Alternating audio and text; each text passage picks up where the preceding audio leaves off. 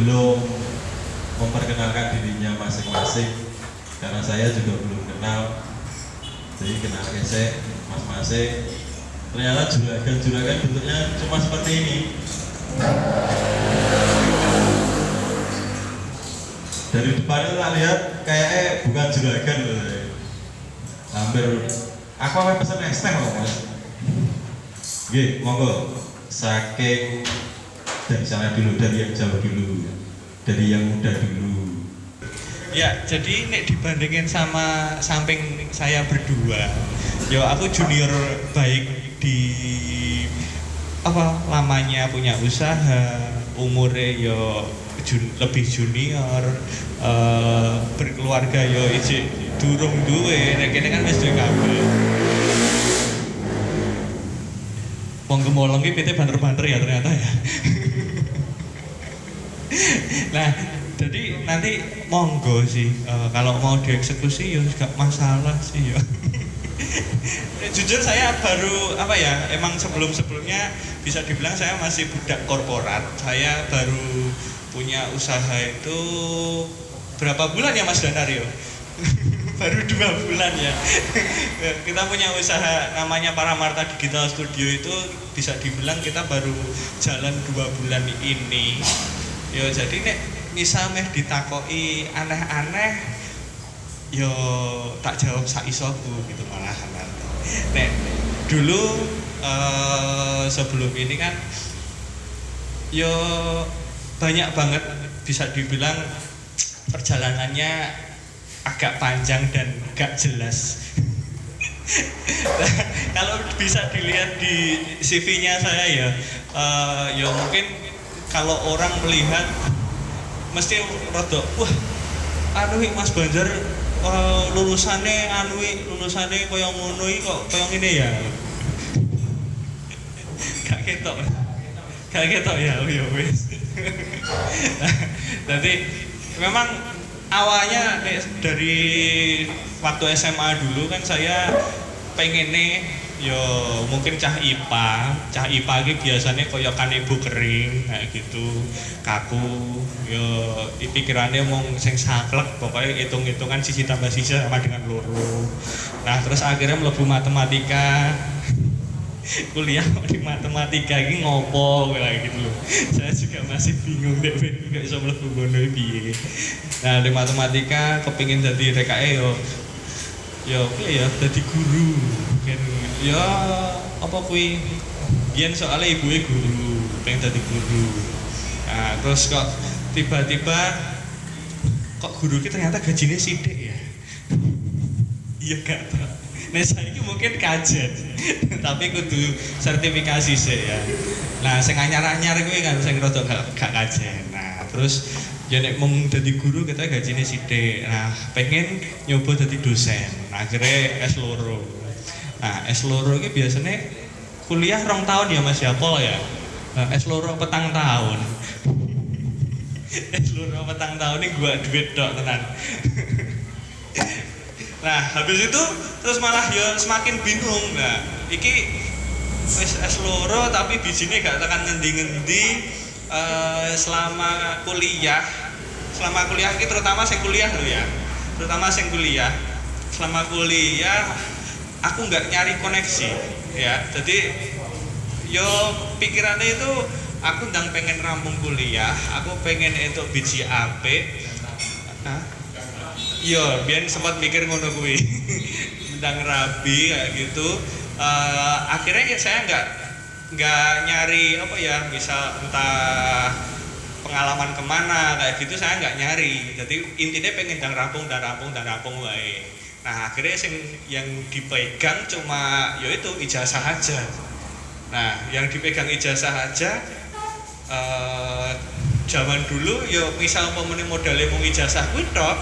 Ya itu ya mau ya gaji UMR kan paling pol kayak gitu. Nah terus ya makanya itu nyoba S2. Nah S2 ya padha wae mikirannya kok ije durung berubah gitu loh. Ya piye caranya udah lulus tanpa nyari pengalaman lain. Saya kesalahannya dulu itu. Jadi ya mungkin tanda kutip aja ya buat teman-teman yang kuliah. Ya kuliah itu nek kalau saya mungkin itu option, kalau zaman sekarang mungkin jadi option pertama ya kuliah ya. Nek saya kasih saran ya mungkin itu option pertama, tapi ada embel-embele. Ojo mung kuliah bro. Nah, kuliah itu ya jadikan sebagai jalan biar nanti kita dapat koneksi, kita dapat pengalaman. Jadi kita keluar kuliah itu dapatnya nggak cuma ijazah aja, tapi juga pengalaman.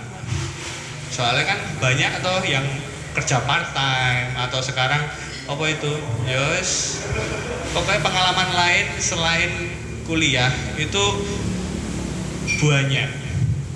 Jadi ojo yo nek ngomong ke kuliah cepet kayak ngono bijine apik tapi pengalamannya nol, ya kuwi malah eman-eman kuliah. Nek saya kayak gitu. Nah, terus akhirnya habis itu kan yo dijawil saudara untuk ikutan jadi tim marketingnya Bukalapak dulu sempet. Nah, di situ saya kenal dengan dunia wirausaha dan akhirnya yo wis kok ternyata lebih asik kayak gitu di dunia wirausaha, bikin usaha sendiri, kemudian gimana ngembanginnya, dan terus ya dari situ kenal banyak teman-teman pengusaha, kenal Bang Eno, kenal Mas Anam, kenal Mas Danar, ya, kenal Mas Muflih juga, Mas Dwi. Nek aku ora kenal jenengan Mas Abi ya. Sorry ya Mas ya. Nah dari situ ya akhirnya bisa gimana sih cara mengembangkan usaha itu, gimana jalur-jalur apa yang bisa kita gunakan untuk memperkenalkan usahanya kita kayak gitu. Ya nanti monggo teman-teman sing pengen ngerti ditakoke wae. Soalnya nek tak omong ke ya belum tentu nyambung. Kayak gitu. Jadi nek gini ya. Jadi proaktif aja, misal kalau di grup kayak gitu kan ada grupnya tuh, nanti misal teman-teman pengen tanya, yo misal mau tanya, yo tanya aja kayak gitu. Jadi nek saya orangnya itu dia yo enggak rodok males nge-share. Jadi iki ono opo ono kayak gitu enggak tak share. Tapi nek pengen tanya nanti tak kasih tahu. Kayak gitu sih. Rodok egois ya berarti ya. Banget ya kayak ya wis. Wis pokoknya tak wanti-wanti ngono bae. Apa nih Mas? Yes, tadi sedikit dari Mas Banjar yang membuat saya bilang jancok ya. Soalnya kalau dibilang guru gajinya rendah, aku ya guru Mas. Neng ya tenan loh. Makanya terlihat ya wajahku penuh beban. Ya ketake disebut guru asli burui negara ya. Dikon ngalor-ngalor. Monggo Mas Eno. Oke, terima kasih. Assalamualaikum warahmatullahi wabarakatuh. Sebelumnya terima kasih pada segenap panitia yang sudah menyelenggarakan acara ini dan para peserta yang sudah hadir, sudah jauh-jauh. Ada tadi teman dari Purwodadi jauh, lumayan datang. Terima kasih. Jadi sedikit mengenalkan diri saya pribadi. Nama saya sebenarnya Agung Suryanto, tapi sering teman-teman itu memanggil Mas Eno. Yaudah enggak apa-apa dan juga boleh. Saya lulusan 2006 dari SMK Bina Wiyata. Pendidikan terakhir saya itu, kemudian saya otodidak dalam desain grafis. Tahun 2014 saya mendirikan usaha Eno Custom. Eno Custom itu usaha yang bergerak pada bidang customize yang sesuai dengan permintaan. Jadi di media fashion khususnya, topi, kaos, jaket sembarang itu kita custom dengan teknik dengan sablon sama bordir. Nah, sebelum 2014 itu sebenarnya Eno Custom sudah dirintis tahun 2011. Itu namanya Eno Photo Design. Saya senang fotografi, cetak foto sama desain-desain sederhana. Diawali dengan dulu jual stiker 1000-an itu juga sudah pernah. Terus jauh sebelum ke belakang itu pengalaman kerja saya pernah jadi tukang cuci piring di salah satu restoran. Pernah. Terus di mana dunia percetakan juga pernah. Nah, pengalaman saya kalau misalnya tahun 2011 itu kenapa saya harus membuat usaha, sebenarnya analoginya simple, nanti biar bisa buat teman-teman yang mungkin baru lulus dari sekolah atau belum pengalaman kerja sama sekali. Dulu mikirnya saya itu simple, kalau saya kerja terus cuma kerja dapat penghasilan, kalau nanti ada sisa saya tabung, kalau ndak ada sisa ya wis babuk terus. Nah, kalau delalah aku gak kerja, delalah ya nuwun sewu muga-muga aja ndelah loro. Terus kuwi otomatis penghasilanku ora duwe, anak bojoku piye, seperti itu. Jadi saya ingin membangun sebuah aset. Jadi saya membuat usaha, otomatis ya usaha yang tidak hanya sekedar coba-coba, memang ingin saya tekuni dan ingin menjadikan aset saya. Syukur-syukur bisa menjadi aset untuk anak dan cucu saya, seperti itu. Jadi memang benar-benar saya ingin membangun sebuah bisnis yang bisa nanti saya turunkan. Ya kurang lebihnya seperti itu, nanti bisa dibicarakan kalau ada pertanyaan-pertanyaan yang lebih lanjut. Terima kasih. Tepuk tangan dulu buat Mas Eno dan Mas Banjar. Slow saja, yang mau ngerokok, ini santai. Ya, itu tadi dua pembicara kita. Langsung saja kita tanya-tanya mereka berdua. Karena yang satu ini tim tambahan, moro sarungan mangka telat, terus kober.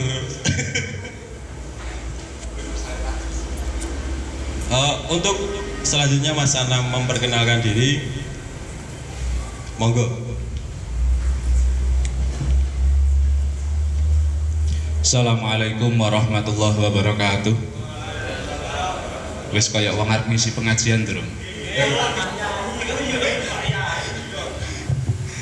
Nggih, langsung saja nggih. Bahasa Indonesia campur basa Jawa mboten napa-napa nggih. Perkenalkan, mungkin sebagian sudah kenal, termasuk yang dari Purwodadi, Mas Bisri. Mas Bisri itu sudah kenal saya itu. Nama saya Khairul Anam, biasa dipanggil Anam. Kemarin saya sudah nge-share CV. Saya itu untuk istilah-istilah milenial atau istilah-istilah sing napa?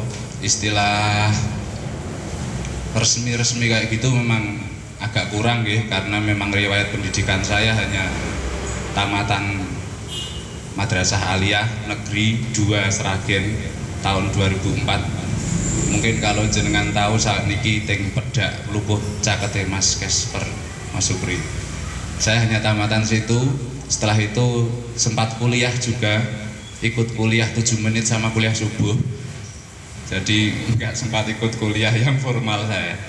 Jadi itu untuk istilah-istilah apa itu, mungkin istilah bahasa resmi, bahasa dunia digital, dunia bisnis memang saya kurang paham. Cuman ketika bertemu dengan teman-teman kayak Mas Banjar, Mas Eno, Mas Agus, Mas siapa sih,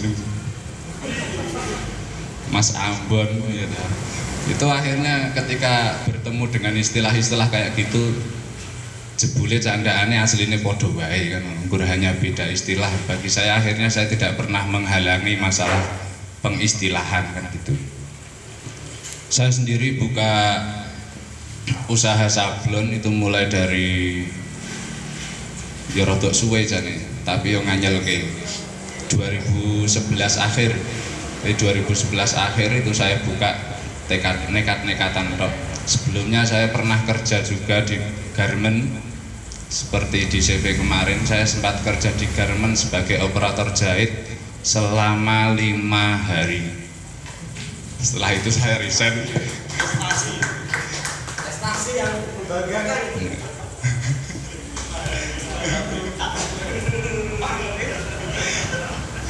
Setelah itu saya masuk di THR Sriwedari. Mungkin jenengan semua tahu ya, itu samping yes pokoknya Sriwedari ya lah. Di tempat hiburan rakyat itu masuk di situ, art painting itu selama 2 minggu. Nah, setelah itu ya wes nganggur. Saya lebih menikmati masa pengangguran saya daripada kerja-kerja di tempat-tempat tadi. Dan akhirnya saya buka sablon. Sampai saat ini alhamdulillah masih buka saya. Dan untuk cita-citanya tidak jauh berbeda dengan tadi yang sampaikan mungkin Mas Eno ya, mungkin apa itu, kita buka usaha ya pastinya nanti syukur-syukur iso sampai ke anak putu kan gitu. Nah, kalau saya lebih memegang apa itu tradisi Jawa tadi, saya ya ini wow bahasanya untuk prinsip dan lain sebagainya, memang prinsip-prinsip orang-orang tua, prinsip-prinsip simbah-simbah itu sangat saya ugemi. Jadi syukur-syukur sampai teko anak putu, nak ra teko kan ya wis kan ngeten. Ya mungkin sekilas itu saja dari saya. Oh ya, untuk usaha saya mungkin meskipun sama-sama kaos, kalau sama Mas Eno ini perbedaannya cuman Mas Eno itu mainnya di digital, kalau saya lebih condong ke manual kan gitu dok. Jadi sebenarnya dunia sama, dan dalam perjalanan saya dan Mas Eno juga selalu bergandengan tangan. Ya sendi sing iso dijaluki tulung kan gitu dok. Jadi misal saya ada orderan kok digital ya nanti tak kasihkan Mas Eno, engko kula kalek golek badi sithik ngono. Engko Mas Eno juga gitu. Mas Eno ada orderan juga ke saya, engko kono ya dikok badi sithik. Pokok iso mlaku bareng-bareng gitu. Nah, itu untuk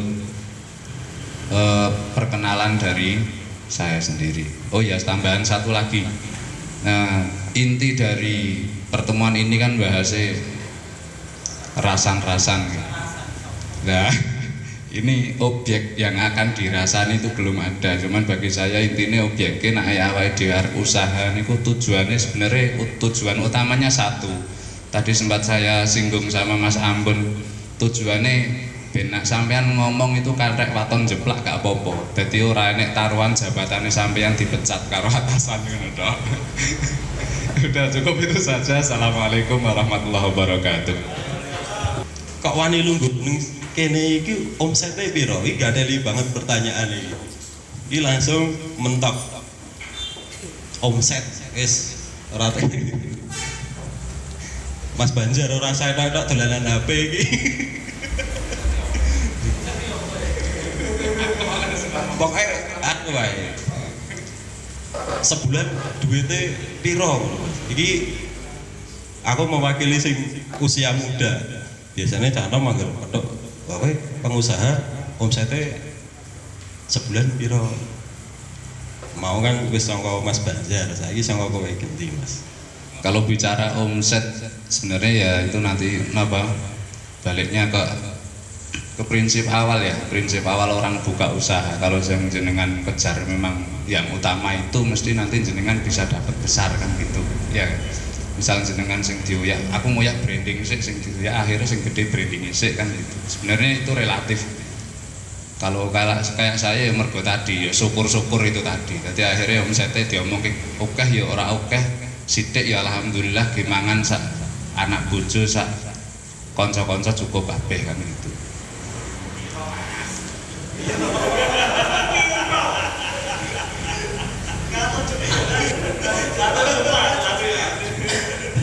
Gacun jeplak mawon nggih. Jadi gambaran ini cuman gamyangan saat pandemi ini nggih. Jadi saat pandemi ini. Jadi saya nggak menyampaikan sing kemarin sebelum pandemi. Ben jenengan luwih pandemi wae semono ngono lho. Kan kena gaya, kena nyombongi sing guru-guru ini gitu. Jadi untuk selama pandemi ini untuk bayar karyawan itu saja, bayar karyawan itu 1 bulan sekitar 16 sampai 20 juta. Terus itu nanti untuk kalau total pendapatan kotor untuk kula omset itu sebenarnya kayak tak atur kayak wow. Istilah-istilah ngono kuwi kula ora mudeng omsetnya apa pendapatan kotor apa bersih kula ya ora ngerti. Oh kotor.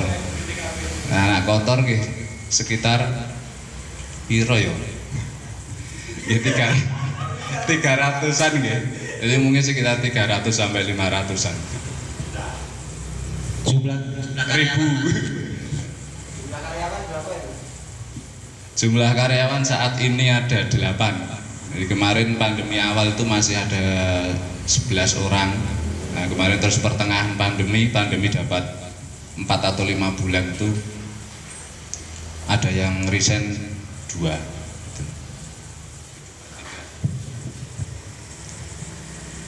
300 juta. Jancuk. Padahal aku sebulan 3 juta. Sul.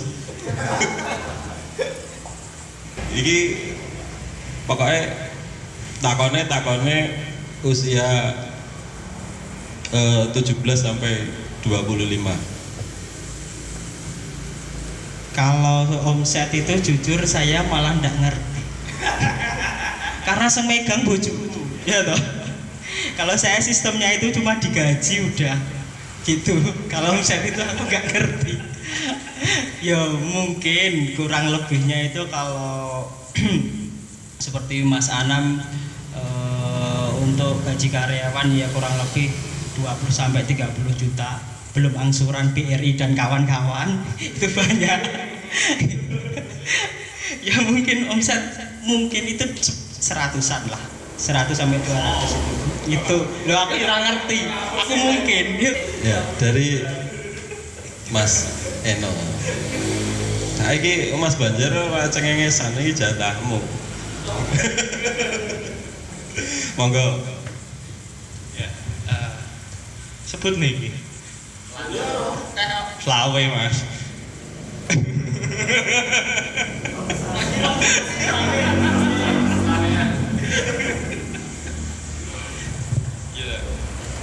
Ya kuwi Selawe M. Lagi 2 bulan loh Mas. Lagi 2 bulan Mas. Selawe. Setahun. Ini pernah tahun Mas Anam? 10 tahun dong atau seket. Dan agar kalau kita membahas omset, mesti pasti itu ada masa di mana mereka bertiga itu keser-keser, terus masa-masa suram, waktu gue kaos gundil, terus jadi tahu Mas Anam itu dari sewaktu jadi musisi emang kaosnya gundil. Ini mau sarungan dan sempakan ini sudah bagus sekali. Peningkatan. Dulu masih pakai baju gundil. Kalau masa tersulit sendiri itu sebenarnya malah seringnya itu terjadi dari diri saya pribadi, yaitu kalau udah gabut terus malas wis wira ngapa-ngapain lah, ngelawan rasa malas itu biasanya memang susah banget. Tapi kalau soal-soal masa sulit dalam perjalanan usaha, alhamdulillah kalau ini saya menganggapnya juga nggak terlalu berat. Yang kemarin pun pandemi itu sempat Maret sama April itu memang sempat down usaha saya.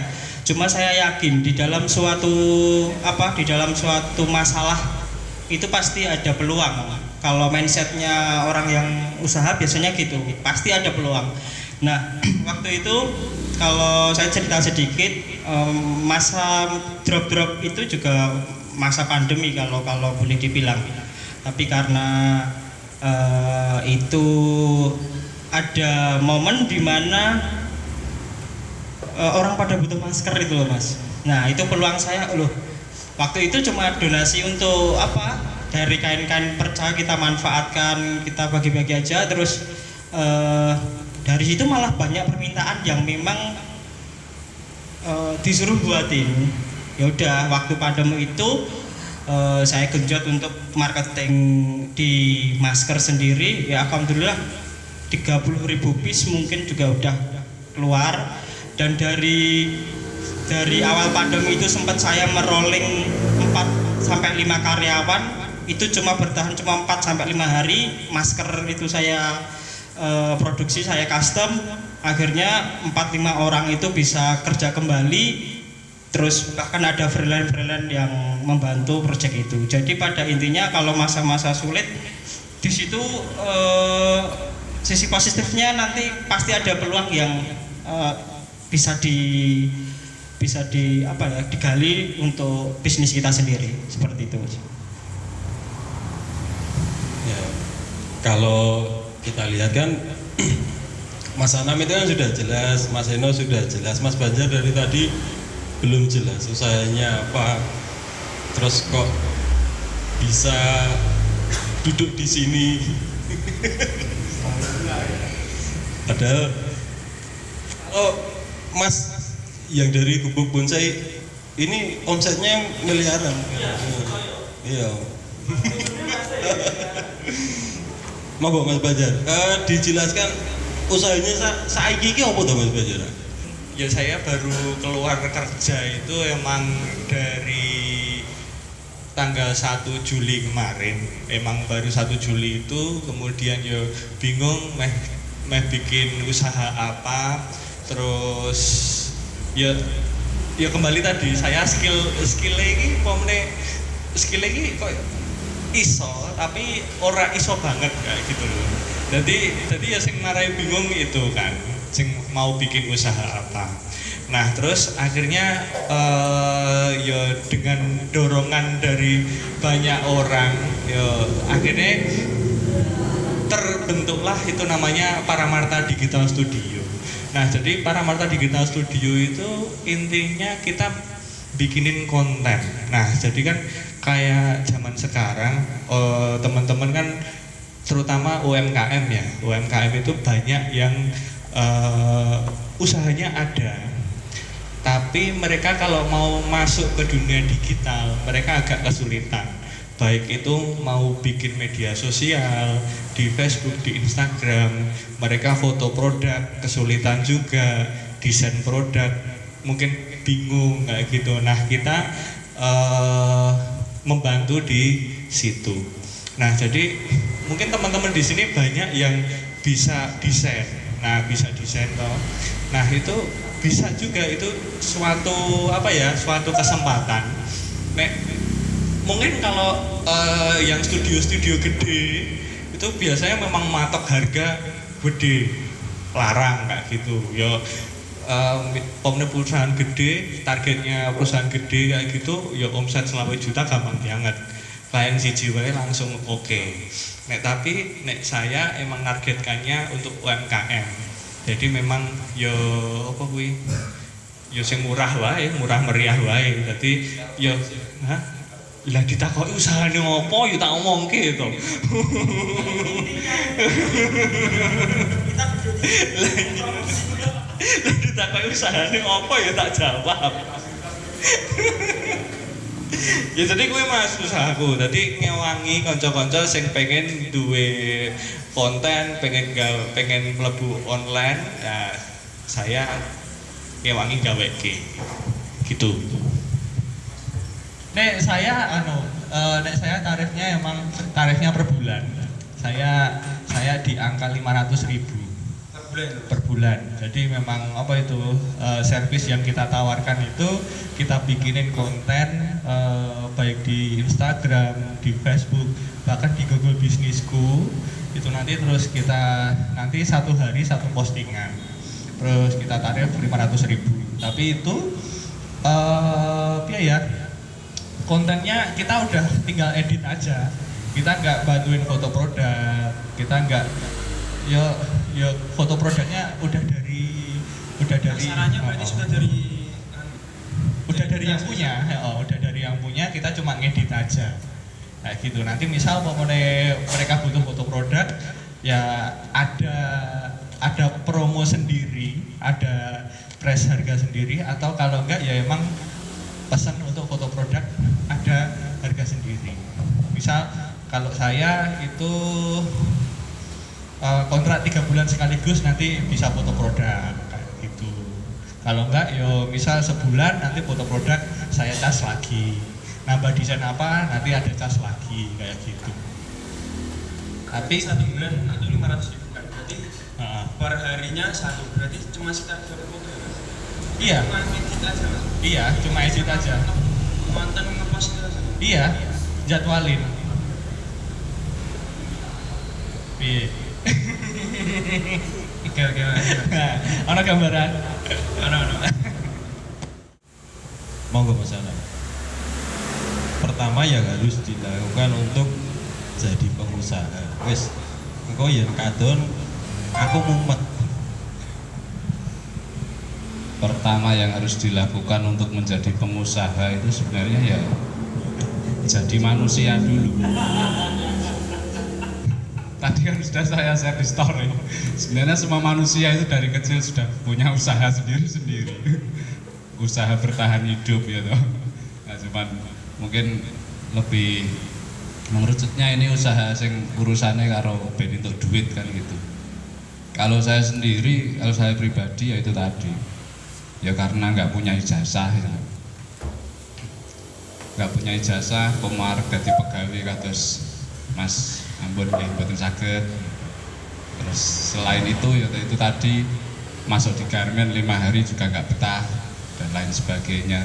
Intinya mungkin bahasa simpelnya karena nggak mau ditekan, nggak mau diatur, ya udah kita sendiri yang bikin aturan, kita sendiri yang bikin jalan. Tapi ketika kita sudah memutuskan mau membuat jalan, mau membuat aturan, ya kita harus konsekuensi dengan aturan dan jalan yang sudah kita bikin sendiri gitu. Konsekuensi dengan semuanya nanti ke depan. Misalnya enek watu ya kudu diterak watu, enek jogangan ya kudu nyemplung jogangan dan lain sebagainya. Gitu dok kalau saya. Dan pastinya ketika mau merintis usaha, tentukan dulu usaha yang memang benar-benar jenengan sukai ya. Yang benar-benar jenengan sukai. Jadi paling mudah dan paling enak itu kan seperti kata-kata yang sudah viral itu kan. Jadi paling enak itu hobi yang dibayar ya, hobi yang dibayar. Jenengan punya hobi, jenengan punya kesukaan di dunia apa, ya udah jenengan geluti itu sampai itu bisa menghasilkan uang gitu aja. Saya sendiri dulu juga gitu. Saya itu ya kayak diatur kayak Mas Ambon tadi. Dulu saya itu mulainya yaitu di kamar. Saya itu nggak punya workshop, nggak punya studio. Melihat orang nyablon aja saya belum pernah. Itu saya sudah berani buka sablon. Tahun 2011 itu kalau dari Gemolong sini sampai Jembatan Gawan ya. Soalnya nak biyen itu kan enek istilah etan kali kulon kali, atau nak teng daerah Sragen enek lor kali kidul kali. Dan itu apa itu kultur masyarakatnya sampai sekarang saya rasa masih sama. Jenengan nek omahe kok kulon kali Gawan, mesti jenengan jarang nang Sragen, nggih napa mboten? Jenengan luwih sering ke Solo daripada ke Sragen. Padahal Gemolong ini kecamatannya, kabupatennya ikut Sragen. Jenengan mau ditekoki gang-gang Sragen mesti gak mudeng, tapi nak ditekoki Solo malah paham. Itu semua dari dulu ngeten niku. Dan itu akhirnya kultur ngeten niku kula pelajari. Ya mek kula melingkup napa mempelajari lingkup itu tadi tok sing bagian kulon kali tok dari Gawan sampai Gemolong tuh dulu nak kula lihat sablon baru ada Gawan 1, di Candin itu ada 1 tapi ya ora patek niat. Terus Gedangan itu ya proyek itu pinggir jalan, sama di Gemolong sini dulu ada apa itu belakang DAF ya. Ada DAF itu yang lama itu. Iya Mas ya. DAF ya. Terus di Tegalombo itu ada teman saya, tapi konveksi dia nggak nyablon. Jadi sablon itu ben memang enaknya nggur telu apa pira tok gitu tok. Dan itu wong tua-tua kabeh. Kula pemarek moro arek ngobrol ya kena stragathuk ya toh. Makanya gitu tadi. Yang penting apa yang kamu suka, jenengan terjun situ ya wis totalitas nyemplung di situ aja. Jenengan golek kanca sak akeh-akehe sing di dunia itu untuk belajar. Jadi jangan langsung mencari penghasilannya dulu kalau baru buka gitu. Kalau baru buka yang penting jenengan bisa jalan dulu, jenengan menguasainya dulu gitu. Nah, nak lagi buka ojo melu-melu Mas Banjar, wow. Ojo langsung golek utangan gitu. Itu kalau baru buka gitu. Kecuali jenengan baru buka tapi planningnya sudah mateng mau monggo gitu. Atau mungkin balungan gajah ya monggo. Ini saya sampaikan dari saya yang balungannya tadi dimulai dari kamar tadi. Jadi dulu itu saya nyablon ya tidur ya di kamar. Jadi enek kasure ya enek komputernya. Dulu saya buka sablon tuh belum punya komputer, jadi saya masih pinjam notebooknya temen bocah sekolah itu, tak pinjam situ untuk menerima order sama desain itu dok. Nyablon nih cuman pakai triplek, saya potong sama modal rakel satu panjangnya sak HP gini dok. Ini rakel satu ini bisa sampai 3 tahun saya, dan alhamdulillah sudah sampai sekarang gitu. Udah gitu. Jadi dimulai dari yang disukai dan apa adanya itu ini. Polos dan apa adanya. Mas Eno, pertanyaan yang sama, monggo. Kurang lebihnya juga sama sih apa yang diutarakan oleh Mas Anam tadi. Kalau memang udah ketemu passionnya, udah tamu kesukaannya, ya kalau menjalanin bisa all out, bisa memang benar-benar serius. Dan nanti setelah udah buka usaha, itu biasanya pada umumnya untuk generasi yang sekarang yang sering saya lihat, saya temukan itu niatnya ya menggebu-gebu untuk membuka usaha, tapi akhirnya dia hanya membuka usaha terus ngasal loh mas, nggak ada fondasi, nggak ada strategi, ibarat meh perang nggak peluru sama sekali. Nah, padahal namanya usaha itu nanti kita akan belajar namanya target market, siapa yang harus beli, terus nanti misalnya mau online otomatis belajar dengan digital marketing itu ada videografi, terus copywriting dan lain-lain, terus banyak hal yang dipelajari dalam usaha nanti ke depan. Jadi kalau memang buka usaha ya saran saya memang jangan ngasal, walaupun seneng ya tapi jangan ngasal. Tahu-tahu wah bentuk ben kita keren aku di usaha, tapi nyelot saya sak-sake aku yo tangiku sak-sake, aku yo tak garap dhewe yen lagi sregep lagimu tak garap ora ya wis. Wah, itu blunder besar.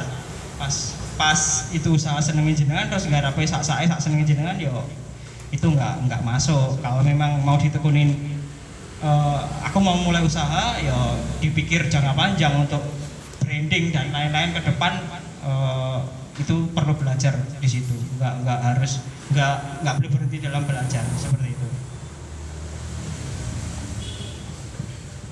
Oke, tadi dari Mas Eno, Mas Anam, Mas Banjar, monggo. Cara jenengan. Kan di sini banyak teman-teman ya, ada teman-teman yang kuliah juga, kan setelah lulus juga bingung mau ngapain. Saya udah lulus lama pun masih bingung mau ngapain gitu loh.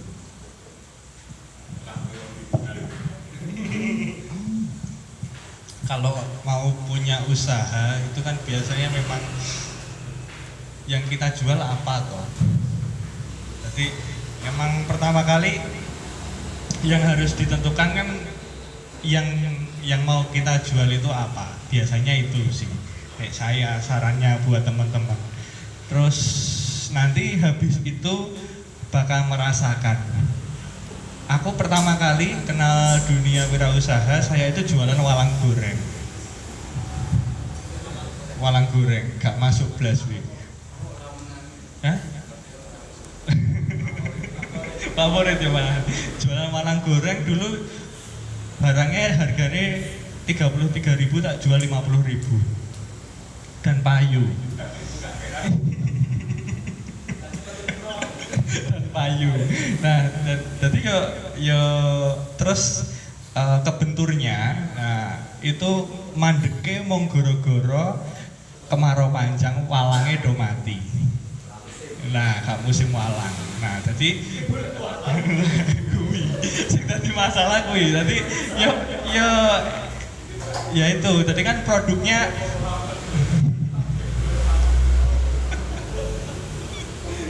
saya pertama kali kenal dunia wirausaha itu saya jualan walang goreng.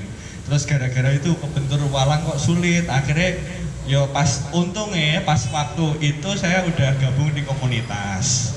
Nanti di situ udah mulai kenal supplier lainnya. Kan saya yo pas itu belum punya belum punya skill pun ya skill untuk marketing juga masih dikit gitu toh. Jadi nek meh menjajakan skill marketing didol skill marketing ya durung ono. Nah, terus akhirnya saya jualan fashion. Jualan fashion, jualan celana, jualan jeans, jualan kemeja kayak gitu. Ya ya akhirnya ngerti, oh ternyata jualan di marketplace itu kayak gini, kesulitannya kayak gini, oh trik-triknya kayak gitu. Nah terus jualan di Instagram itu ternyata kayak gini, jualan di Facebook ternyata kayak gini, jualan YouTube ternyata bisa juga. Nah akhirnya ya itu, nek saya memang kalau mau bikin usaha ya coba-coba dulu nggak masalah. Ya yang penting balik modal. Aku gak mau puisi. Soalnya ini tadi, ini mau kan motivasinya apa? BRI iso, kayak motivasi. Tapi kalau mau memulai usaha, ya itu, yang penting balik modal sih wae. Jadi balik modal, badi digo jajan iki ya ono lah kayak gitu. Nek saya kayak gitu sih Mas. Untuk tahu ilmu bisnis itu jenis-jenis itu dari mana, Mas Eno dulu? Kalau saya sendiri biasanya memang beberapa juga referensi cari-cari buku itu. Biasanya saya juga sering untuk membaca buku yang memang ke ranahnya bisnis yang sesuai dengan bisnis saya, dan juga yang nggak tinggi-tinggi banget bahasanya, yang saya sesuaikan aja biasanya itu. Terus lebih seringnya belajar sama yang sudah berpengalaman kalau saya Mas. Jadi kayak saya mempunyai teman yang mungkin omsetnya lebih tinggi daripada saya, karyawannya lebih banyak, skalanya dia udah nasional dan internasional. Saya tidak malu untuk belajar ke tempatnya itu, teman-teman itu, walaupun usianya juga di bawah dia lebih muda banget gitu. Ya nggak malu bertanya aja. Ya saya kira semua di era seperti ini udah terbuka, tidak saatnya untuk berkompetisinan, tapi kalau bisa memang berkolaborasi dari teman yang sekiranya bisa diambil ilmunya, ya kita kulon nuwun, kita pengen belajar, kalau welcome ya kita jadikan acuan untuk bisnis kita. Biasanya seperti itu Mas. Ya, nek kalau saya sendiri belajar digital marketing emang otodidak, dan bisa dibilang bergurunya banyak sama di teman-teman di komunitas. Nah jadi kalau terutama kayak kopdar kayak gini itu memang oke, ya, ada narasumber di depan rumah tapi kadang lebih oke lagi itu biasanya kalau kita semacam kumpul ngobrol kayak gitu, dan itu nanti kadang ide-ide yang out of the box itu malah muncul di situ. Jadi kayak kemarin pas baru in itu Among Us itu ya. Nah terus tiba-tiba kepikiran gawe kaos Among Tamu. Nah, gambar Among Us tapi dikai kupluk kayak gitu kan.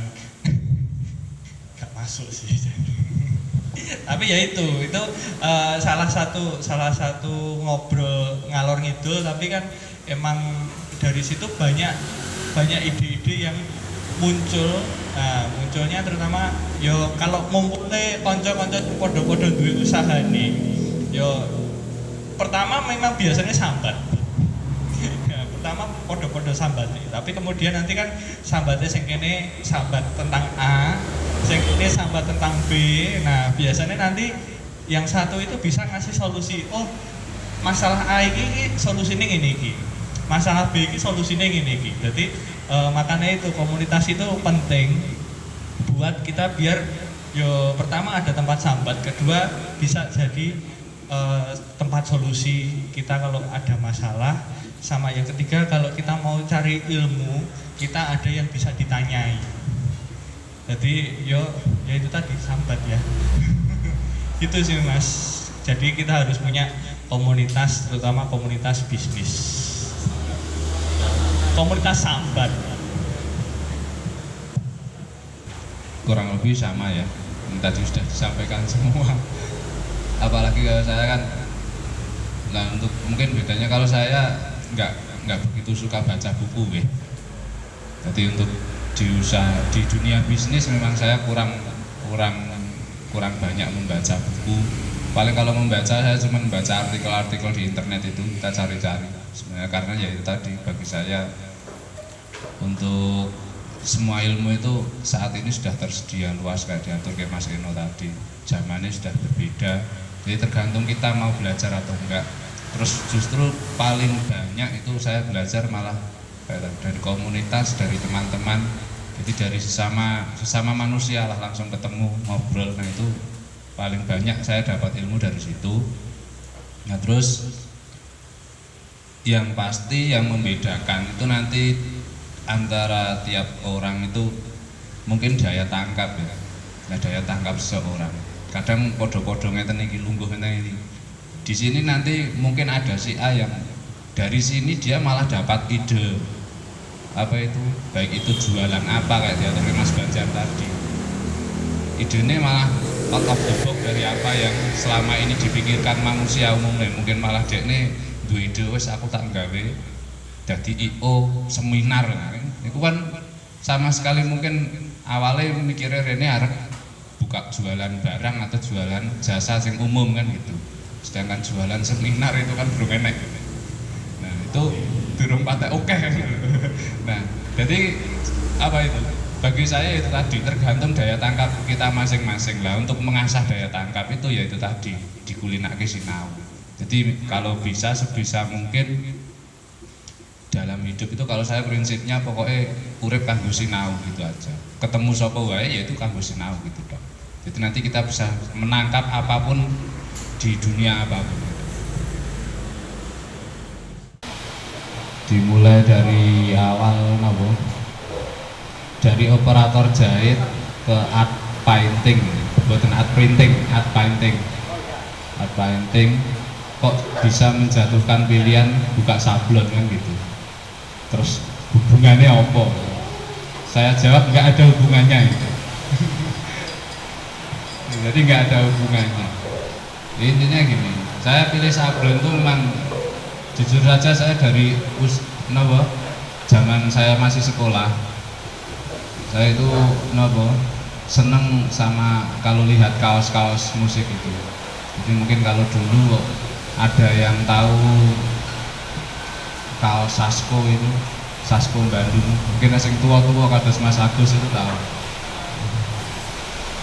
Di kaos Sasko itu saya memang suka banget lihat kaos-kaos musik.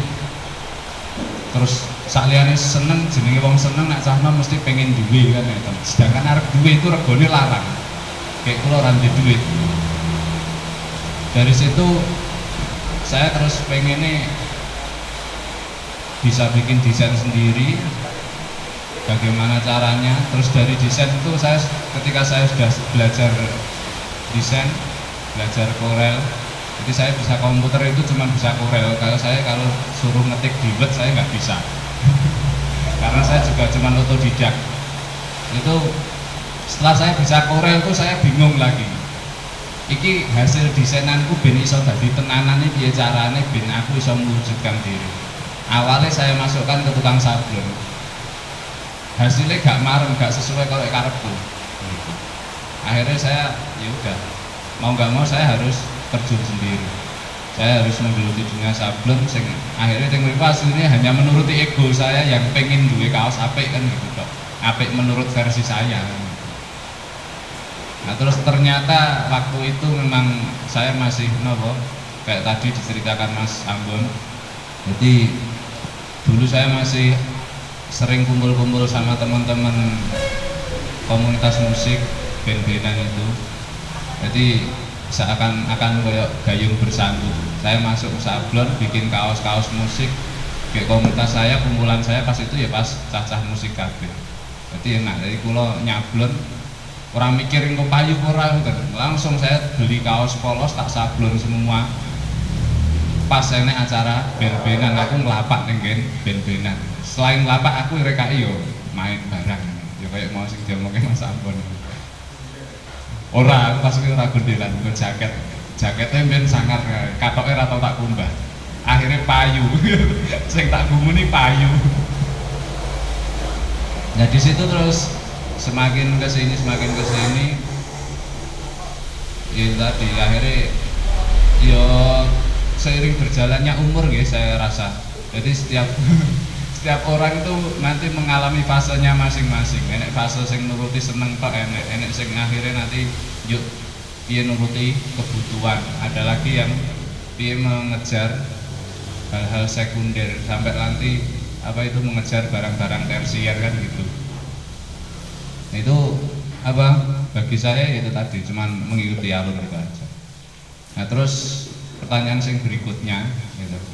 Yang berikutnya tentang kondisi pandemi saat ini, banyak PHK dan lain sebagainya, mayoritas larinya pada ke kuliner ya, mayoritas ke kuliner. Ya, terus kalau kaos ya mungkin langsung ke intinya aja. Jadi intinya kondisi masyarakat lagi ora do pengen nyandang, piye carane masyarakat ben do gelem tuku kaos kan ngono lho. Ya itu PR ya kayak tadi yang disampaikan Mas Eno, pertanyaan tadi loh. Ketika kita jenuh dan lain sebagainya, akhirnya kondisi seperti itu, kondisi pandemi, kondisi masyarakat pasar sama sekali nggak membutuhkan apa yang kita jual. Mau nggak mau kita harus memutar otak. Piye carane pasar ben butuh meneh kan itu. Baik, ya itu tadi kita memang harus inovatif. Pertama inovatif. Dalam artian inovatif jenengan harus menyajikan menu layanan yang mungkin selama ini nggak pernah jenengan sajikan. Itu mungkin itu kayak Mas Eno yang dulu nggak pernah bikin masker ya kan? Akhirnya malah bisa mengerjakan orang banyak. Masker umumnya nggak rapi, oke, pesen si jidok iso ya, luar biasa gitu. Jadi memang kita harus inovatif. Kayak saya sendiri juga gitu. Saya sebenarnya silang sablon itu sudah nggak menerima satuan. Pandemi ini kemarin ya akhirnya saya balik lagi ke awal. Saya menerima satuan lagi. Ya, satuan manual sablon plastisol, satuan tak garap. Itu rada empuk ya. Ya. Jadi rada empuknya gini, saiki bayang nih, sak kaos rego 400.000. Ngalah-ngalah ke kaosnya brand-brand Solo yang kita kenal kayak apa itu?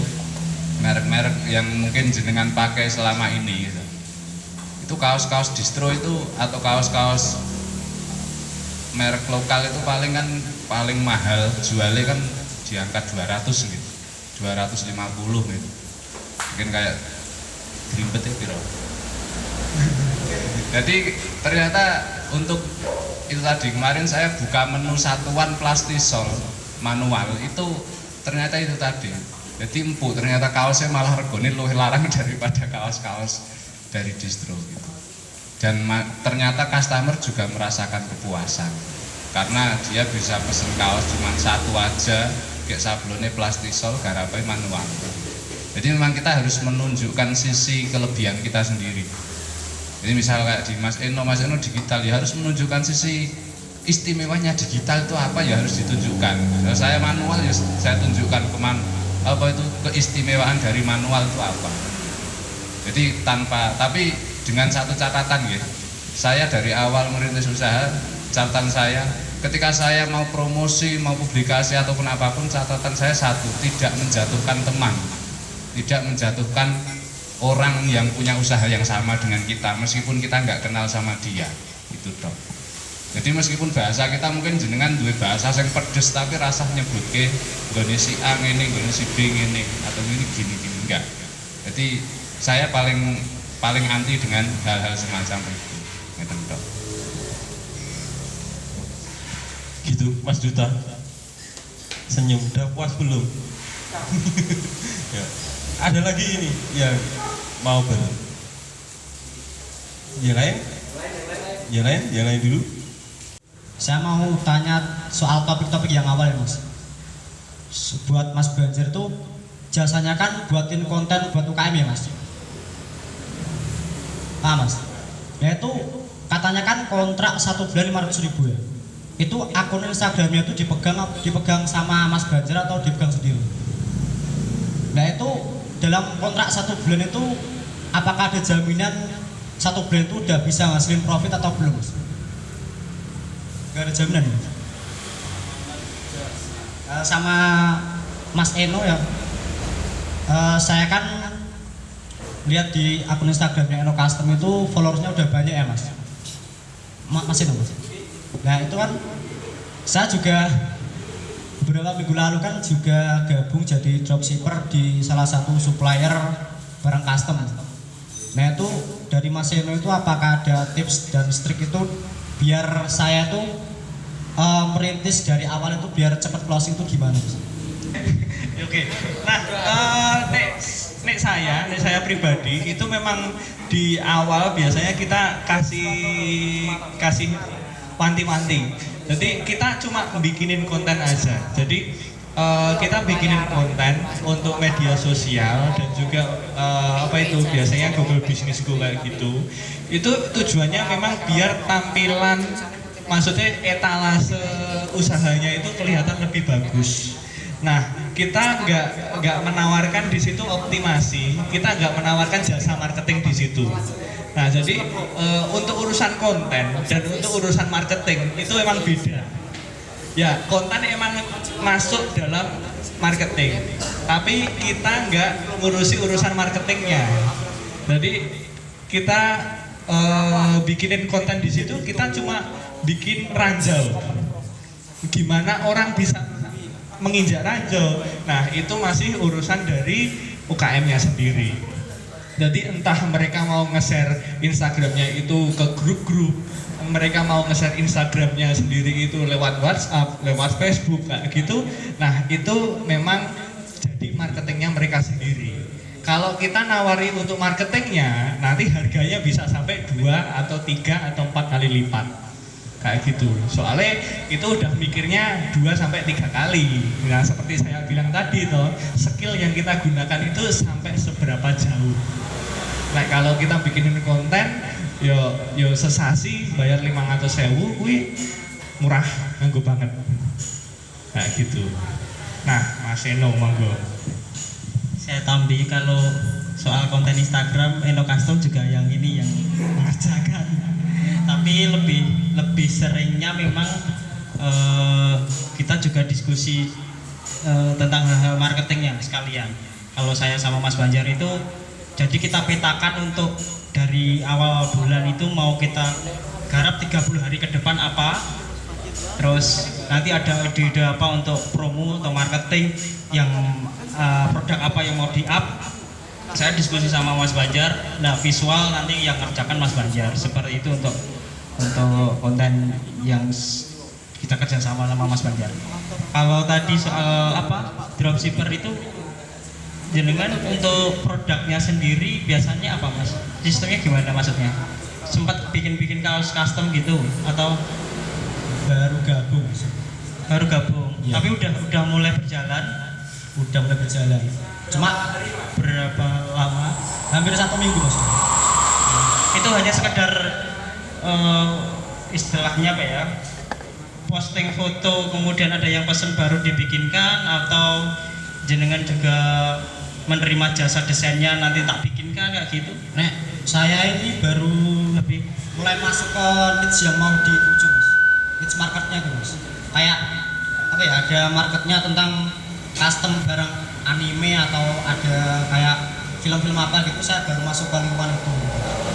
Istilahnya baru masuk grupnya atau komunitasnya tersebut. Ya, betul. Nah, kalau memang itu sebenarnya malah enak kalau sudah kolamnya sudah jelas, komunitasnya sudah jelas, kamu sudah masuk di komunitas itu jelas, ya tinggal nanti menawarkan barang yang sekiranya disukai sama komunitas tersebut. Katakanlah untuk kaos penggemar anime, ada juga reseller saya dari Jogja itu juga ada, dia sering untuk posting itu kaos-kaos anime dengan cara mock up Mas, biasanya dengan trik seperti itu. Dia tidak modal dulu, dia awalnya cuma cari kaos polos dan internet asal tempel dulu, kalau ada yang order baru dipesankan.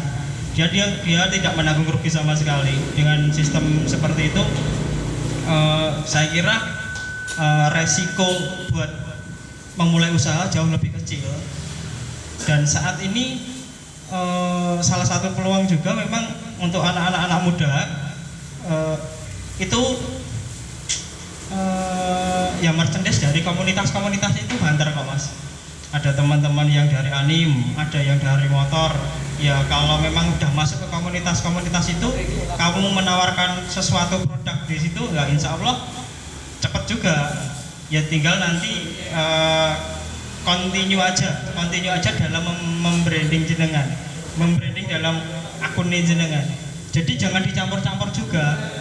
Hari ini dia jual kaos anim, besok jualan jilbab atau apa, biasanya itu kacau. Kalau memang pengen ke ranah situ, ke situ dulu aja. Fokus dulu dijalani beberapa bulan ke depan. Kalau udah jalan, ya udah tinggal diperbaiki cara branding segala macam. Kan bisa. Ini saya mau bertanya dulu. Apakah tahun-tahun ke depan itu kita menjalankan marketing dari dunia online masih prospek enggak Mas? Dan kalaupun itu prospek, menurut mas-mas yang sudah bergelut ini kira-kira berapa tahun lagi marketing di situ itu prospek? Mas Anam mode silent mode silent.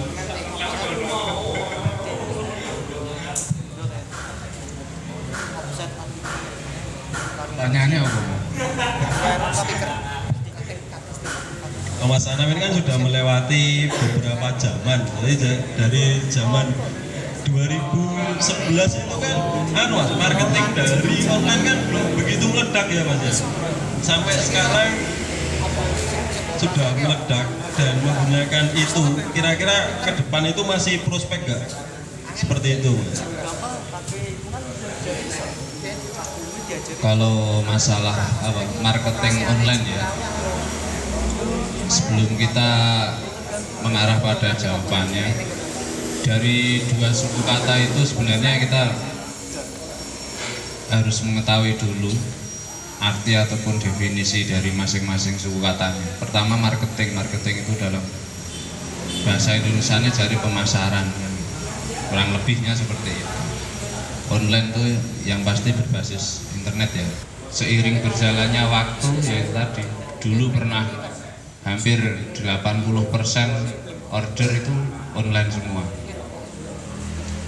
Tentu dulu sempat ngobrol sama Mas Eno, itu kalau saya mayoritas dari Facebook, kalau Mas Eno dari Instagram. Ternyata setiap vendor itu beda-beda. Ya mungkin jari rezekinya dewe-dewe itu tadi. Yang Mas Eno yang Facebooknya jari nggak begitu ngefek, kalau saya IG-nya ya nggak begitu ngefek kan.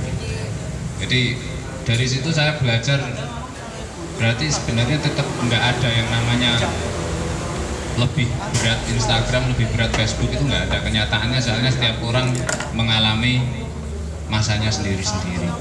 Itu kalau dari saya pribadi. Mungkin akan ditambahkan dari Mas Eno ataupun Mas Banjar, monggo.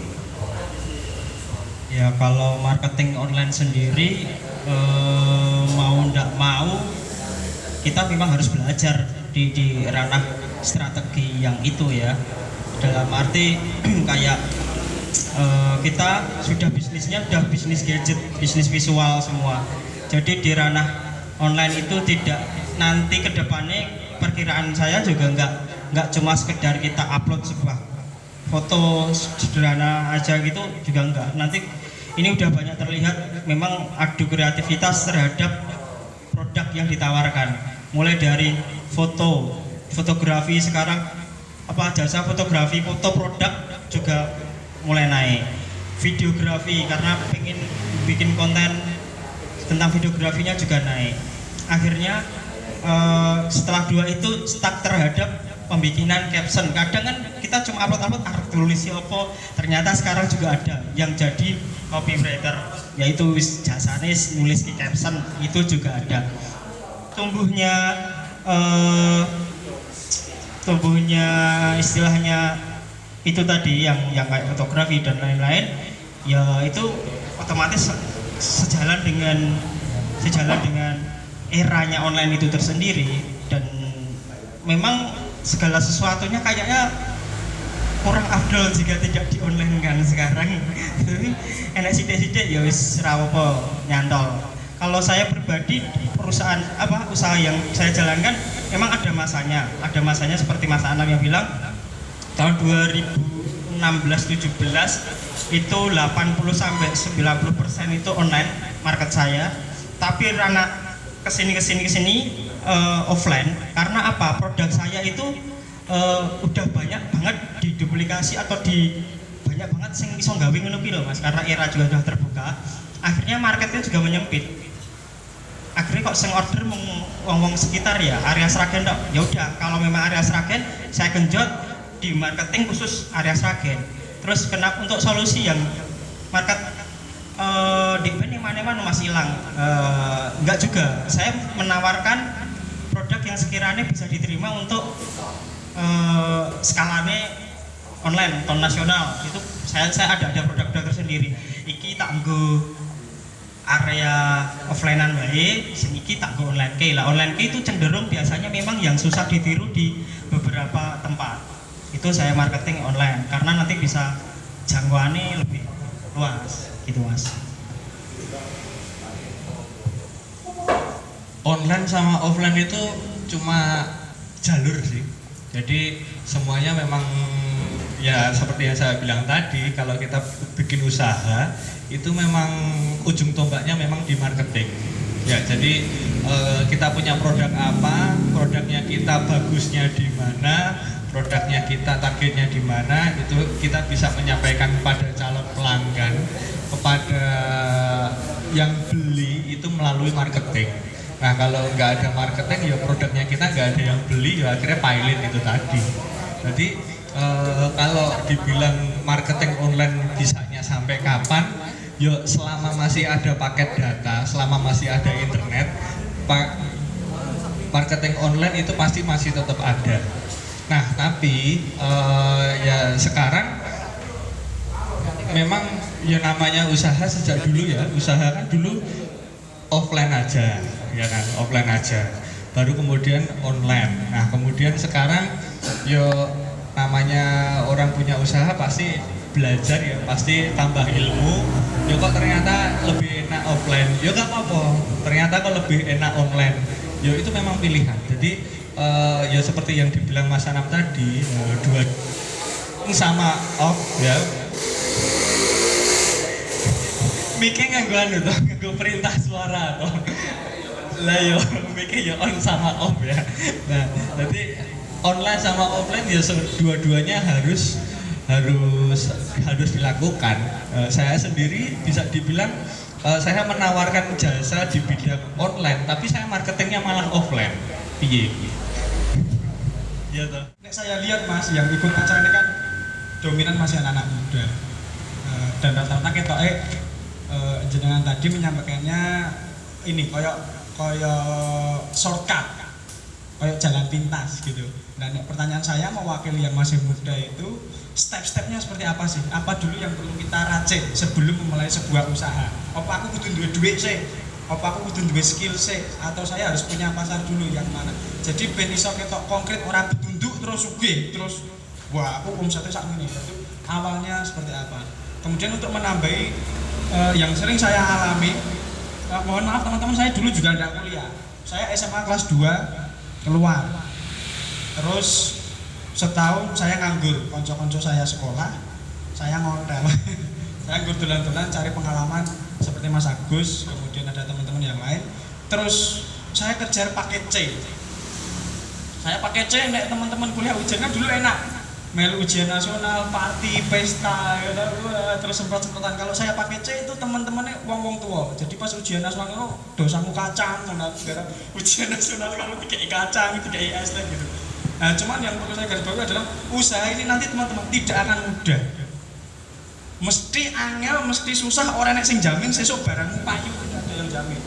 Faktanya sudah jelas, di sini warung, di situ warung, di sana ya warung, sebelah sini ya warung. Mana yang laku kita tidak tahu.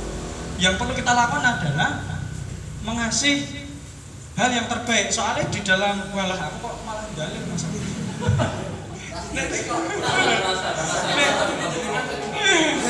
Nek nggon Quran kan itu sudah nas, masalah jodoh, rezeki dan itu sudah sah kan gitu. Kemudian saya juga sering mengalami, khususnya generasi milenial ini dia tidak mau rekoso. Karena fenomena yang terjadi femil terus ono, femil bobo, popo kan begitu. Terus saya piye? Aku bayangin ini bingung ya. Koncoku kuliah asik, aku terus dodolan opo. Karena dulu saya backgroundnya sama seperti Mas Aji, saya cuma seorang guru. Gurunya ora lulus sekolah, bayang. Dan tipsnya usaha itu coba. Ojo, wah engko piye ya, ora tadi. Dan waktu itu saya SMA kelas 3 wis ngajar cah SD. Itu ya terus tak kelola dhewe Mas Aji. Tapi terus saya berpikir karena orang tua saya ya bimbel, mosok aku arep digaji wong tua terus, kan ndak enak. Salah satu kuncinya adalah Anda harus mandiri. Entah apapun itu usahanya, sementing teman-teman mandiri. Apa kudu ombe Mas? Tidak. Apakah harus salon? Sablon? Tidak. Apakah harus Mercedes? Tidak. Bebas. Seperti yang dikatakan oleh Mas Anam tadi, yang penting hobi terus seneng. Saya dulu merintis usaha, rumah saya bener-bener cuman gubuk 2 meter kali 4,5 meter. Gue tak tutupi kerai bambu Mas. Saya hidup sama bapak saya dipaksa setiap hari jangan sampai pulang ke rumah. Karena you sudah menginjak umur 19 tahun. Mau ndak mau, kamu ke depan akan menjadi seorang bapak, akan menjadi seorang kepala keluarga. Piye caranya kowe eker-eker. Terus saya 19 tahun, saya maju ke bank. Saya masih ingat ada 2 bank yang saya samperi, Bank Jateng depan Polsek karo Mandiri. Saya bawa jaminan dari KB, mobil tuwek bapak saya, Pak utang, saya gitu. Pegawai banknya, anaknya sopo? Badal aku. Terus ditanya, saya anaknya ini. Persyaratan apa saja tak penuhi, ternyata saya kena blacklist. Bapak saya wis blacklist, loro, randi modal. Dan empuk banget. Mohon maaf anak-anak udah sekarang, wah penak wes aku usahamu wis mlaku. Kene mulai dari nol matamu aku yo. Aku dhisik mulai ki wis men utangnya Pak FW sekolah we ora. You kan kuliah, you sudah menang ilmu, dapat pengetahuan, relasi banyak. Kan itu sudah menjadi poin plus yang sangat banyak sekali. Kan gitu. Nah, itu yang saya terus gemes karo cacah muda saat-saat ini loh. Iki piye toh? Beda dengan generasi yang atas termasuk Mas Agus dan beliau-beliau yang di depan ini, karena memang di zamannya mereka itu kan semua tidak instan. Semua harus dicoba. Tidak ada yang mak duduk terus tadi kan gitu. Nah, enaknya pun kalau di masa-masa kuliah ini kalian masih ada yang merevisi dosen. Kuwi wae cek do sambat kadang-kadang sih Mas, revisi terus nongkrong terus. Nek saya sing revisi siapa? Saya umur 19-20 tahun, aku tuku bonsai 17 juta mati, tukune nggo duite wong.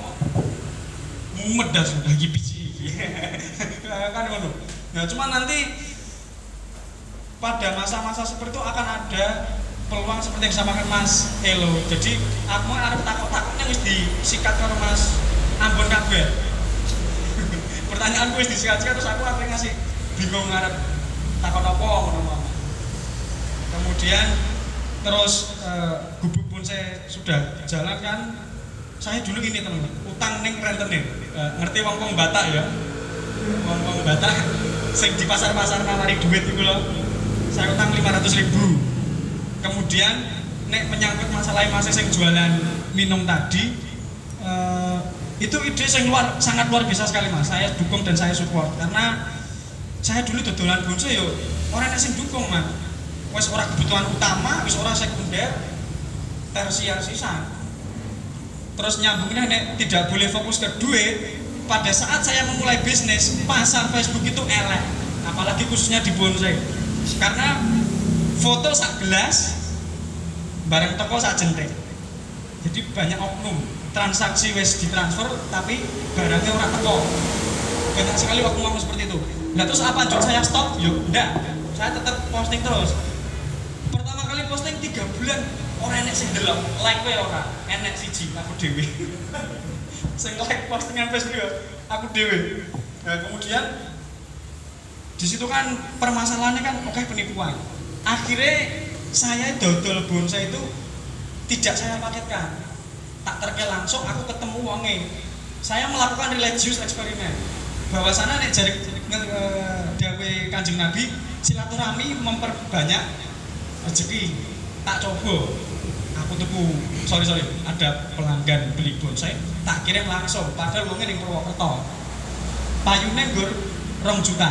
Andai kata tak paket nih, paling habis 1 juta, saya sisa 1 juta, menang duit. Tapi saya tidak bisa ketemu orangnya, kan gitu. Tapi begitu saya tak terkita konggone, saya habis 1.700.000, PP Purwokerto itu sisa 300. Saya ketemu orangnya, saya bisa ngobrol, dan itu saya lakukan ke pembeli-pembeli yang lain. Saya sampai bisa keliling Jawa kecuali Bali, Jakarta, Jawa Timur, Jawa Barat, Sumeneb, Sumedang, semua sudah saya traveli, sudah saya selesaikan semuanya. Cuman ada 2 masalah lagi teman-teman. Pada saat Anda memulai usaha, nanti bakal enek wong sing maido. Iya Mas ya. Sing paling rapi enek sing maido anggota keluargamu dhewe. Wah, makin bias ya. Tenang, nek sing maido kancane aku ora masalah. Aku bisa ora kuliah dan bayar pret. Saya sing maido bapakmu dhewe bayar. Kowe usaha ngene iki sugihmu kapan? Piye ya ngono. Itu satu. Yang kedua, saya pernah disidang dalam satu forum ini keluarga. Jadi kan harus menjadi adat orang tua zaman dulu toh, pamer-pameran anak, anakku S2 sono, anakku wis berhasil ngene, anakku wis berhasil ngene. Anakmu ngopo mau diaro ngono. Aku ijek nggur dodolan busuk dan sebagainya itu sudah di Paido. Jadi bener-bener posisinya aku ning kene, sedulurku ning kene kabeh. Dari Pak De, Bude, Mbah, Pak Lek, bule wis ning kono. Terus digenjoti, kuliah wae. Mending liyane, sing jamin kowe sukses apa seperti itu. Dan itu pun teman-teman juga harus siap, tidak perlu minder, tidak perlu grogi, mundur dan sebagainya. Pokoknya hal-hal seperti itu harus bukan diterapi. Ya itu mungkin ujian agar kita bisa makin mantap lagi. Dan ternyata setelah semuanya sudah jalan, yo tak balik, yo aku orang mikir ojo ngasih wah, aku tak bukti, ojo ngasih mikir seperti itu. Pokoknya iso semua berjalan secara alami, natural. Terus nek iso, ini juga sedikit tips lagi. Nek di dunia perbonsaian misalkan saya juga mengambil untung itu yang wajar. Pernah saya jualan bonsai 4 juta pulaan. Terus tak doleh 16 juta sehari. Jadi nggur barang dari petang juta tak dol ning iki 16 juta, bola badi 12 juta. Itu tak titeni teman-teman. Mesti ora let suwe enek sing gak wajar, ternyata bener, enek bonsai kuliahnya mati, enek sing kadang anggota keluarga sakit dan sebagainya, atau itu mungkin kepercayaan saya sendiri ya. Itu ada keberkahan di situ. Nek kowe golek duitnya berkah, insya Allah bisa lanjut terus. Tapi nek iki mau duit panas, ya nuwun sewu. Engko anakmu mangan di panas, bojomu mangan di panas dan sebagainya. Jadi kan nek iso ada banyak sekali faktor-faktor X di dunia ini yang harus kita pertimbangkan. Jadi keseimbangannya harus ada. Orang berusaha, orang berburu duit. Usaha juga kita perlu faktor-faktor religi sesuai kepercayaan masing-masing. Ataukah ada sedekah, ataukah ada zakat, ada 2,5%. Itu sudah saya sering buktikan. Saksi matanya itu nek kowe sok delok bakul salome. Barangkali tak sekedar cerita apa ya. Ada seorang bakul salome jajan ning waktu itu duitku yang nggur 10.000, saya jajannya mesti irit. Nah kadang wong Jawa ini jatuhnya pada saat usaha itu seperti yang diomongke Mas Anu mau. Terus ojo sok ngetoki apa Mas kegodho ning nggon sekunder, terus barang-barang yang mulai upgrade. Ben ketok iki lho aku usaha, aku berhasil, aku keren nggih. Kita kayak Mas Anu kan cukup sederhana, sarungan, peci, aku kaos, simpel. Nah waktu itu duitku 10.000. 6.000 tak nggo jajan sego tempe teh. Yang 4.000 tak keke mbah-mbah iki mau karena dia jajannya bon sego mbek teh. Saya enggak ngarep-ngarep ning arep bukti kayak iki tenan ta to jajane. Jadi nek iso ketika memberi tidak ada pamrih sama sekali kan. Tak bukti kayak iku tenan ra yo, aku mau sedekah 4.000 misalnya. Ternyata begini iku salah satu bonsaiku payu 400.000. Neng yo kadang ora bali. Tergantung niat. Jadi Nah, termasuk faktor-faktor X yang lain, kemarin saya sempat collab sama Mas Baimbo, teman-teman. Tadi disindir sama Mas Ambon ya, pengen ngerti ceritanya ya tak ceritani. Jadi dulu mas saya kuliah di Turki, adiknya Mbak Imbong itu juga kuliah di Turki. Adiknya Mas Mbak Imbong ini dulu tertipu sama oknum. Jadi waktu kuliah di Turki jarene engkau tak tampung kuliah ning kene untuk beasiswa dan sebagainya. Singkat cerita Zong, adik Mas Bayu itu neng Turki kelontak-lantuk bingung. Akhirnya sing nulungi abang saya. Nah, sing nulungi abang saya itu 5 tahun urip bareng.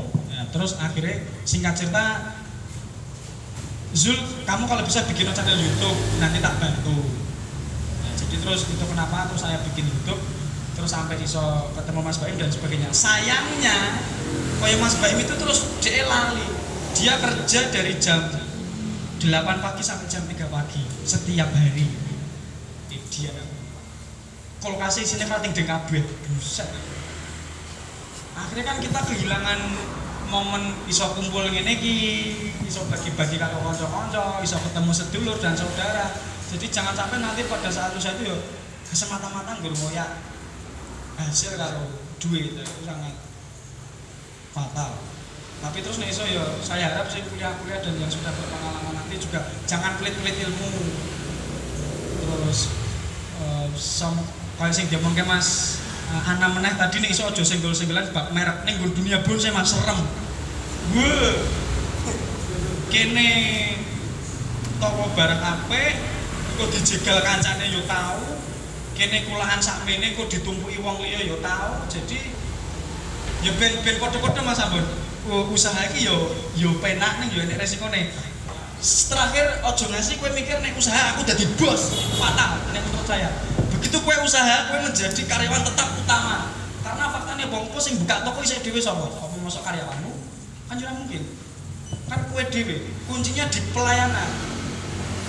Jadi ya ikulah lagi-lagi anak-anak muda zaman sekarang ini ndeloke nggur faktor jobone. Padahal kan dalamnya kan wong sinawang, mereka kadang duwe utang, kadang duwe apa sing kesusahan-kesusahan keluarga yang lain kan tidak ada yang tahu.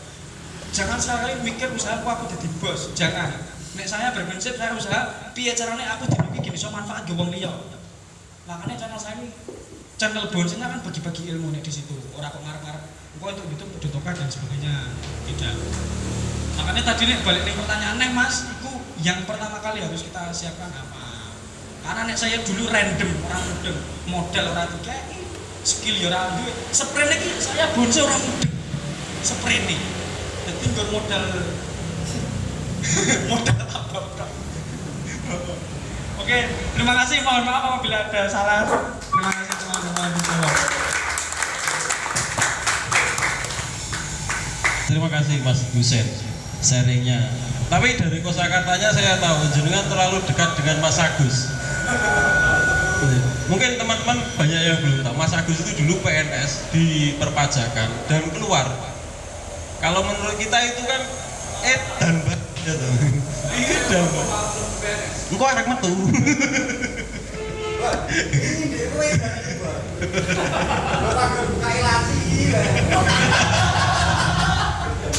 Jadi ini kita momen kita untuk saling berbagi. Jadi kita nanti pasti dari sini kita ada kelanjutan untuk saling sharing.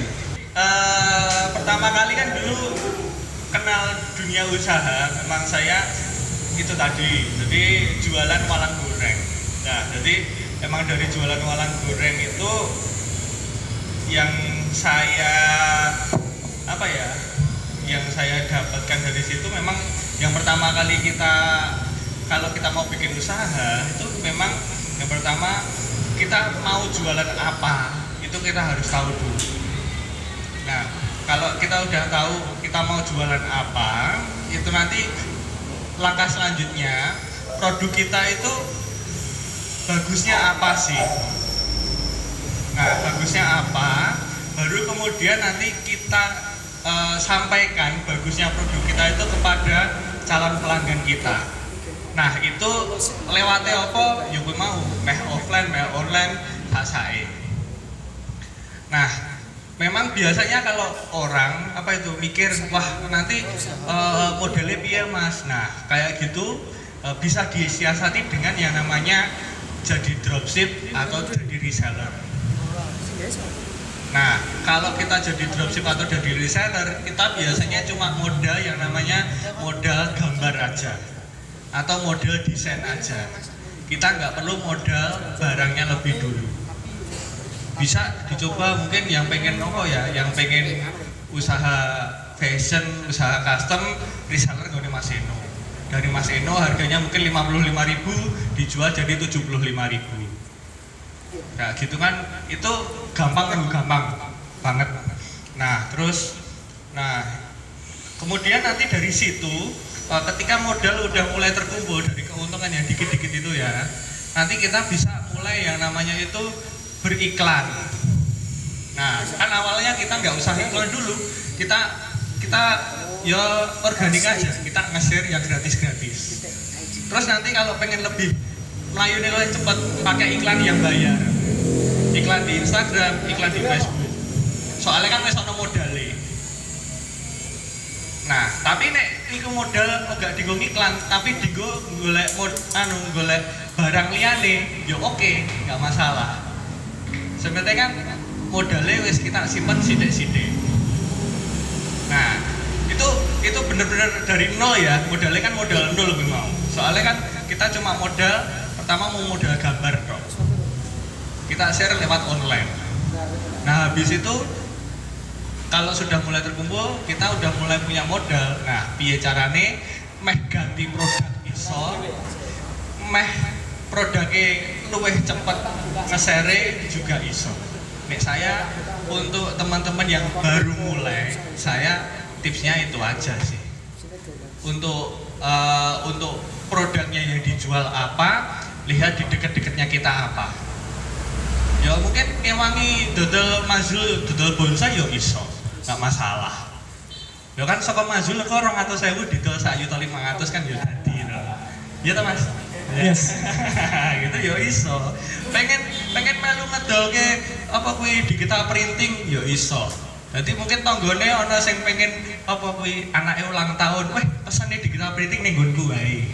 Saka nggone Mas Muflih 95.000 didol 150.000. Jadi itu. Nah, terus mungkin pengen apa kuwi dadi calo kuwi wifi-ne Mas Dwi ya iso. Nek gone Mas Dwi iki anu lho, apa wifi-ne mung 15.000 ning ngono. Nah, lihat dekatnya teman-teman semua itu ada apa. Nah, ada peluang apa. Nah, itu monggo digunakan seenak-enaknya. Saran saya kayak gitu sih, monggo Mas. Ya. Terima kasih Mas Bonsai. Saya bilang Mas Bonsai. Mas Zul. Kalau biasanya nge-save nomor WA sesuai dengan itu. Mas Bonsai, Mas bukan lapak seperti itu. Dan itu saya bilang 100% bener Mas. Perjalanan bisnis saya juga kurang lebih kayak gitu. Sering banget di saat ini saya disawang wong, wah Mas Ino wis duwe karyawan 20 ya, wis ngene bla bla bla bla. Ning kowe ora tau ndelok, aku biyen pas pertama piye kuwi gak tau disinau. Dodolan stiker 1000-an tak jaringi nang ruang tamu, gek ruang tamu kuwi nang tokone buku, aku njaluk space gak dikeki. Ning ngarepe dikeki galon karo LPG lho, ora ketok. Wong apa ki jenenge arep mlebu kaya arep mlebu nang markase Orochimaru kuwi. Mlebu ndelik. Tapi yo di saat itu ya wis aku ya seneng karo iki, terus passionku ya nang ngene iki, dunia pernak-pernik merchandise dan segala macam. Nah, pokoknya yakin dulu juga tiba itu sama keluarga nggak disupport sangat saya. Itu saya memutuskan itu kerja dulunya dari kantor yang setiap pagi dandan rapi, mulai ya bagus ya wangi, tapi baru wis wira urusan tangiku jam piro, penting kowe enek wong dodol tak doli, seperti itu dulu. Juga cuma jual stiker 1000-an, angger enek wong kon templeki stiker helm kuwi tak templek nggo korek, tak lakoni. Kadang kita ke Solo cuma sekedar deadline, gak gas badi. Penting aku tanggung jawab amanah iki kudu kayak customerku sesuai deadline. Orang gak gas badi 10.000 nyetak naik di Karta Solo tak lakoni mas. Udan-udan jam 12 jam 1 udanan diteni bojoku nangis nang omah, ya pernah tak lakoni seperti itu. Tapi mereka generasi yang sekarang itu saya lihat kebanyakan, tapi tidak semuanya. Rata-rata generasi instan, padha ngingeti media sosial itu, media sosial sing menurutku oke sing palsu nih, oke pencitraan nih.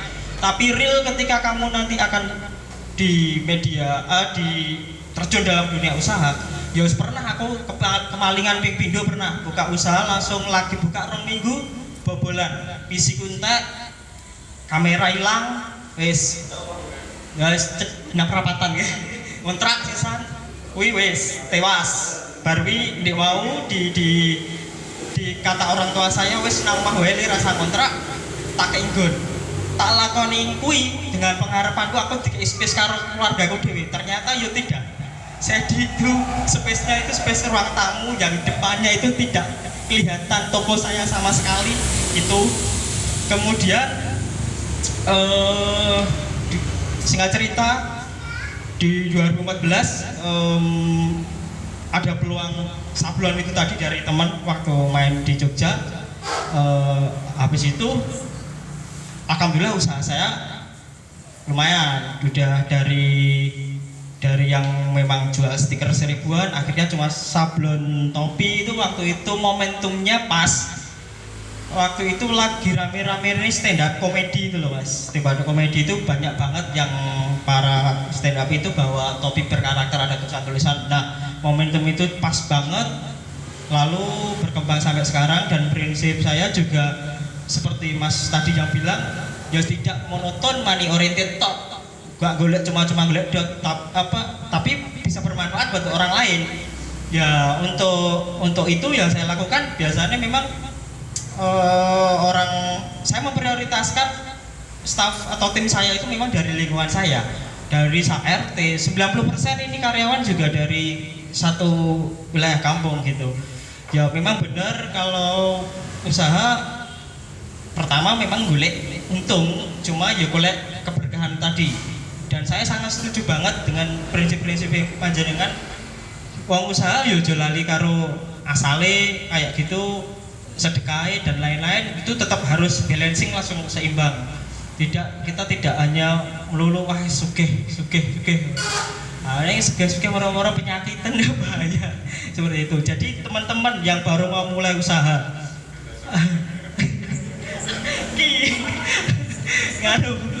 teman-teman yang mau mulai usaha, kalau belajar sama orang yang sekira menurut panjenengan, wah mas saya sukses, coba tekoke prosesnya baik. Oh gak, ini cara tekan semene piye. Tapi coba flashback sih kan dhisik perjuanganmu piye mas? Kowe ngasih ngene dadi ora kakean sambat terusan akhirnya. Kebanyakan banget itu tak critakane karyawanmu dhewe. Tak kan misalnya nang Solo rada podanan sithik gembos nang dalan sambat. Paling males aku. Nah seperti itu ya wajar nih, etos kerjamu tak ukur ngono kuwi wis ketok.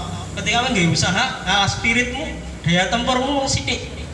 Ya jadi memang kalian pengen usaha ya orang buka lawang tak. Bakal wis kok medan perang minggu wisan. Kowe bakal ketemu kanca-kanca sesak bidesar kowe, iso jelok-jelokan rego minggu strategimu piye ben ora menyakiti. Seperti itu banyak hal yang perlu dipelajari. Monggo teman-teman yang mau memang buka usaha, wis aja wedi, intine dadi buka sik sinau karo jalan. Terima kasih.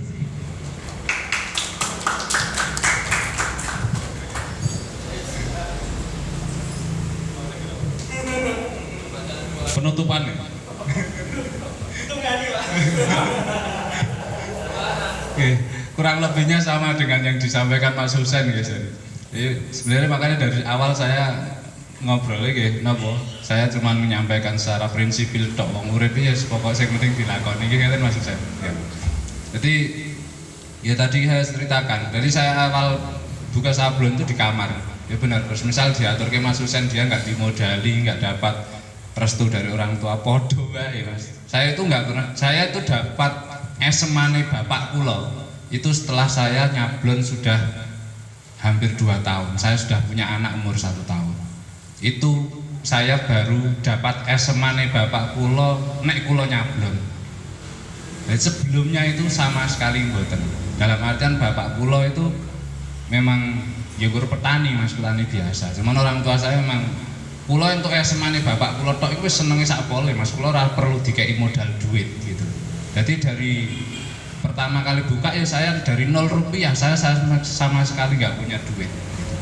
Jadi saya sekali nggak punya duit, terus masalah misal tantangan dan lain sebagainya, yos kados niki wau diatur guys, semua pasti ada. Cuman gitu tadi, dinikmati mawon. Yang penting jenengan ojo manja, pun itu tok. Ojo manja, jenengan ojo gampang ketipu kayak sing diaturke Mas Eno, tampilan visual teng napa medsos ataupun internet ataupun TV. Sing akhirnya aslinya jenengan ketoknya buka usaha tapi pada hakikatnya jenengan aslinya korban iklan. Kan saiki oke Mas, wong duwe usaha tapi dia itu sebenarnya cuman korban iklan. Kados teater ke wow, buka franchise free meal itu kan korban iklannya free meal kan ya. Ngapunten kula nyebutke merek ya nek ngetutke Mas Husen ora apa-apa. Apa nek enek sing duwe free meal ora apa-apa, berarti juara dia ya. Jadi saya lebih mengacungi jempol orang-orang yang justru yang punya, misal kayak free meal itu, saya acungi jempol yang punya free meal. Dekne iso mempengaruhi wong akhirnya buka usahanya dekne. Gitu loh Mas. Jadi kalau memang jenengan mau yang baru mau merintis atau mungkin yang sudah mulai merintis ya tadi, yang penting jenengan ojo manja, kudu tahan banting. Dalam artian tahan banting, misal nun sewu kados saya diaturke Mas Banjar. Mungkin kalau Mas Banjar kan sudah pengusaha era milenial ya. Jadi ngaturke modalnya cuman gambar dan lain sebagainya. Padahal itu kalau kita teliti lagi, dekne berarti wis duwe modal HP, duwe modal kuota. Saya itu pertama kali nyablon HP saya 1110i. Jenengan tahu tidak HP 1110i? HP ini nggur cilik kena telepon karo SMS layari ireng tulisannya kuning. Itu pertama kali saya nyablon cuman punya HP itu tok. Jadi saya nggak tahu internet, nggak tahu YouTube, nggak tahu Facebook. Pertama kali dari tahun 2012 itu saya belum kenal internet, gitu loh. Nah cuman gitu tadi, yang penting jenengan mau belajar, pokoknya belajar terus. Pokoknya petuk nopo mawon kena disinau gitu mawon. Ya sudah itu saja. Ada pertanyaan lagi? Nambahin sedikit Mas. Saya pribadi saat ini saya modal orang 12, bahkan sampai saat ini Bank BRI ora percaya karo aku. Cuman karena tadi yo BCA Mandiri orang yang percaya gak. Kenapa kemudian Jut iso toko-toko mendadak gede? Itu karena ketika saya silaturahmi ke Purwokerto, ke Yogyakarta, ke Jakarta, kan saya ketemu teman ini. Teman ini tadi bosen, aku duwe barang bonsai 20. Bosen iki maksud saya, gowonen PN dolen sakarepmu. Nah, saya menangnya di situ itu. Aku pokoknya 20 bonsai iki nampa nggo 10 juta. Saya jual 3 pohon sudah 10 juta, sisanya sudah menjadi keuntungan saya. Setelah itu ada rekan join. Iki hal paling krusial yang berbahaya, trust, kepercayaan orang. Nek bank, aduh ijek so cuek bebek, iya teman. Ditagih bank, burung enek.